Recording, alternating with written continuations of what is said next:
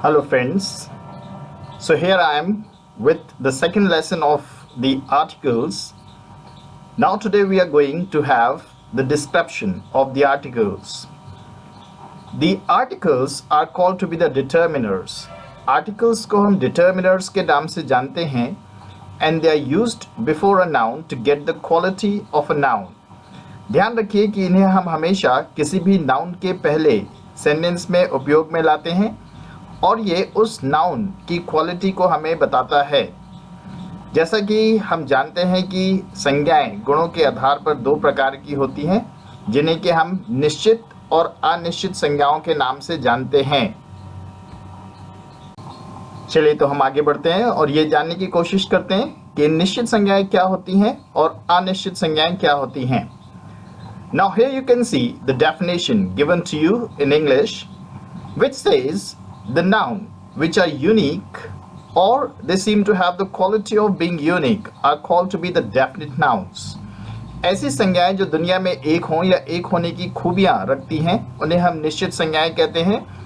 जैसे कि आप यहाँ पे एग्जाम्पल देख सकते हैं, the sun, the moon, the earth, the Taj Mahal, the red fort, the white house, they all are the unique nouns. ये सारी की सारी यूनिक नाउन्स हैं, ये दुनिया में एक है। इनके पहले हम हमेशा निश्चित आर्टिकल द का यूज करेंगे।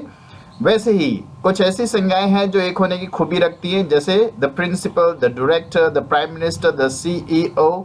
ये सब ऐसी संज्ञाएं हैं जो एक जगह एक से ज़्यादा मिल सकती हैं, लेकिन ये एक बार में एक ऑर्गेनाइजेशन में केवल एक ही हो सकती हैं। Now we'll move on to our second definition, that is of indefinite nouns. Now friends, here you can see the definition given on the screen. The nouns which are common and when they are being talked about, people do not know or they cannot guess about the same noun in a very right or proportionate way. They are called to be the indefinite nouns. ऐसी संज्ञाएं जिनके बारे में जब बात की जा रही हो तो सामने वाले व्यक्ति को उसके बारे में ज़्यादा जानकारी नहीं होती, अनिश्चित संज्ञाएं कहलाती हैं। जैसे यदि मैं कहूं कि मैं एक लड़के को जानता हूं, क्या आप नाम बता सकते हैं? So it will be difficult for you to explore the name of the boy. Similarly अगर मैं कहूं कि मेरे पास एक बुक है, क्या आप बता सकते हैं कि वो किस राइटर का है? तो आप नहीं बता सकते। और एग्जाम्पल में आप देख सकते हैं, अगर मैं कहूँ कि मेरा भाई एक इंजीनियर है, क्या आप बता सकते हैं कौन सा इंजीनियर है? तो आप नहीं बता सकते। Similarly inspector, they are very common nouns. In a city you can have many inspectors. So all these common nouns are considered to be indefinite. ये सारे के सारे common nouns जो हैं ये अनिश्चित संज्ञाएं कहलाती हैं और इनके पहले हम अनिश्चित आर्टिकल a अथवा n का उपयोग वाक्यों में करते हैं, जो कि हम हिंदी और इंग्लिश के रूल से अलग अलग देखेंगे।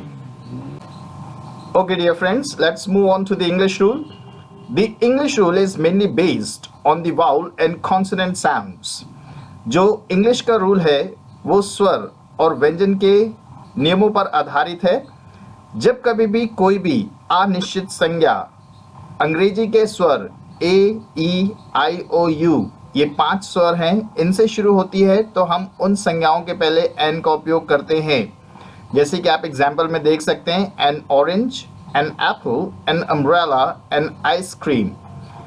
वहीं दूसरी ओर अगर आप ऐसे संज्ञाओं की बात करें जो कि अनिश्चित हैं और वे अंग्रेजी के कॉन्सोनेंट साउंड से शुरू होती हैं, कॉन्सोनेंट को हिंदी में आप बोलते हैं व्यंजन ध्वनियाँ, अगर उनसे शुरू होती हैं, then before them we get to use article A. Now here we do not have the examples, but I'd like to tell you, like you have already seen in the previous slide, a boy, a girl, a book, a pen, a copy, a bottle, a table.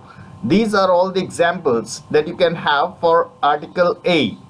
So now here was the difference in English. We'll move on to the Hindi rule also. Now here you can see on the screen the Hindi rule is given to you.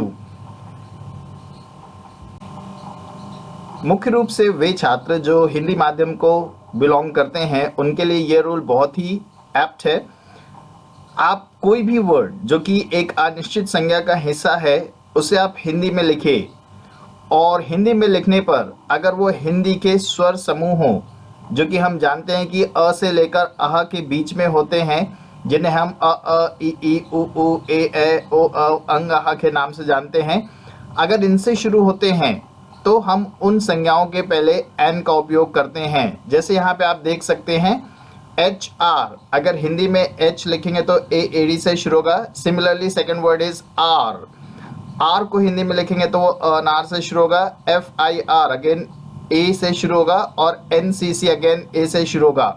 तो इन सभी संज्ञाओं के पहले हमने N का use किया हुआ है और अक्सर लोग इसमें गलतियां करते हैं क्योंकि इंग्लिश का रूल कहता है कि वाउल साउंड के पहले आप इसे यूज़ करते हैं। यहाँ पे जो सारे वर्ड्स दिए हुए हैं वो कोई भी वाउल साउंड से शुरू नहीं हो रहे, लेकिन उनके पहले हमने एन का उपयोग किया हुआ है। वैसे ही क से लेकर ज्ञ तक के बीच में जो कॉन्सोनेंट साउंड होते हैं हिंदी के, अगर उनसे शुरू हो रहे हैं कोई भी अनिश्चित संज्ञाएं, तो हम उनके लिए ए का उपयोग करते हैं, जो कि आप देख सकते हैं एग्जाम्पल में। Here you can see the three examples which are beginning with the English vowel sounds. यहाँ पे आप देख सकते हैं 3 एग्जाम्पल दिए हुए हैं जो कि इंग्लिश के वाउल साउंड से शुरू हो रहे हैं, लेकिन इनको हिंदी में लिखेंगे तो ये हिंदी के स्वर समूह से नहीं शुरू होते। जैसे कि लिखा हुआ है a union, a European and अ 1 रुपी। जितने भी नाउन है इसको हिंदी पे लिखने पर ये क से लेकर ज्ञ के बीच में से शुरू होंगे, तो इनके पहले हमने ए का यूज किया है। So that was the basic difference of the article A/N. Furthermore, we'll learn more rules on A/N and then we'll proceed to the definite article the. Now here we come to an end to this second lesson. Thank you and a great day ahead. Bye-bye.